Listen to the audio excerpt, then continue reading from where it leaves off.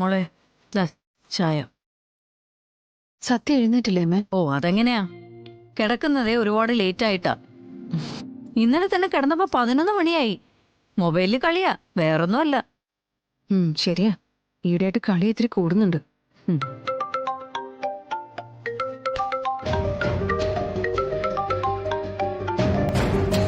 അനു പറഞ്ഞു.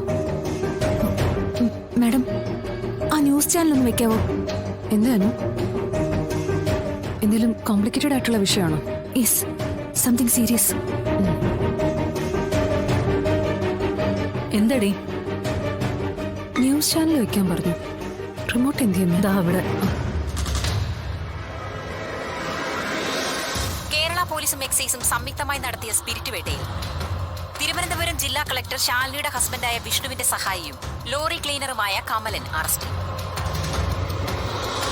അയ്യോ, ഫ്രൂട്ട്സ് കയറ്റിയ ലോറിയിൽ 2 കന്നാസുകളായി സൂക്ഷിച്ചിരുന്ന സ്പിരിറ്റ് ലോറിയിൽ നിന്ന് തന്നെ കണ്ടെത്തി.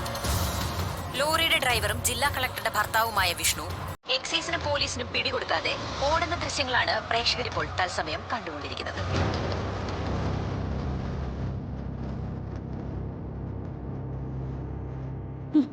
എന്താ മോളെ ഈ കാണാൻ കേൾക്കൊക്കെ ചെയ്യുന്നേ? എനിക്കൊന്നും മനസ്സിലാവുന്നില്ല.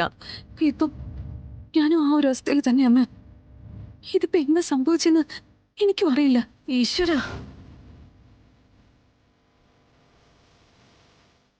ഈശ്വര, വിഷ്ണുവേട്ടൻ ഇതിപ്പോ എവിടെയാ?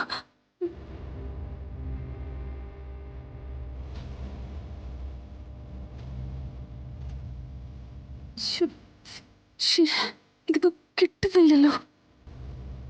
ഇതാരോ നമ്മുടെ വിഷ്ണുവിനെ മനഃപൂർവ്വം കുടുക്കിയതാ മോളെ. ആരോ ചതിച്ചതാ. ഇതിപ്പോ എങ്ങനെയായാലും എന്താ, ഒളിച്ചു നടക്കേണ്ട അവസ്ഥ വന്നില്ലേ?